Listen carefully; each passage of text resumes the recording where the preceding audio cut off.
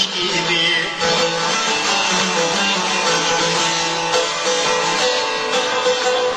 Ah, komşuların öldüğünü duyarlar, elbisesini yavaş yavaş soyarlar. Yuyar yıkar bir tabuta koyarlar, götürürler iflas etmiş göç gibi, ağam göç gibi.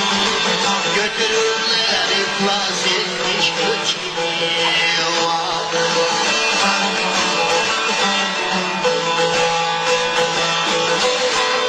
Biraz sonra mezarlığa varırlar, Kur'an okur baş sallarlar dururlar.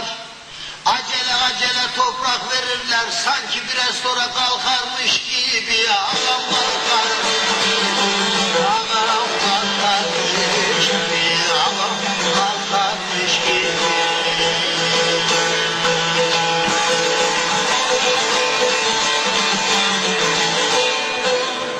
Mezarını yapar şöyle bakarlar, yazık oldu deyip bir ah çekerler. Akşam yakınısa ateş yakarlar, sanki ölü kurttan korkarmış gibi. Ağam eyvah hey, ağam eyvah hey, ağam eyvah hey.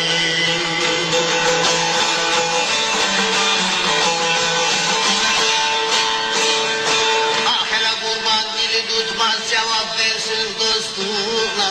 Mübarek Azrail düşmüş kastine. Bir kucakta ot basarlar üstüne, oğullar yatak vermemiş gibi bakıyor bir. Oğullar yatak vermemiş gibi.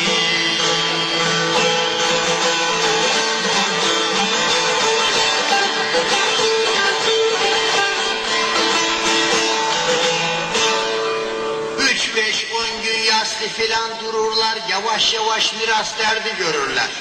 40 gün sonra bir de hayrat verirler, sanki cennetteki çanak aşk gibi. Ağam aşk gibi, aşk gibi.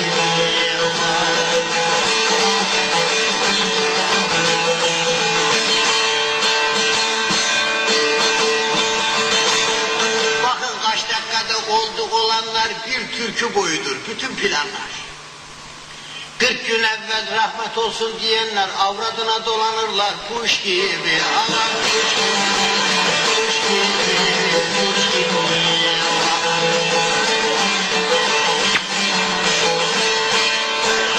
Bitti mi reyhani sendeki gaye, çarşın bez olur bütün sermaye. Gün geçtikçe ölen olur hikaye, bir varmış bir de yokmuş gibi. Ağam bir varmış bir de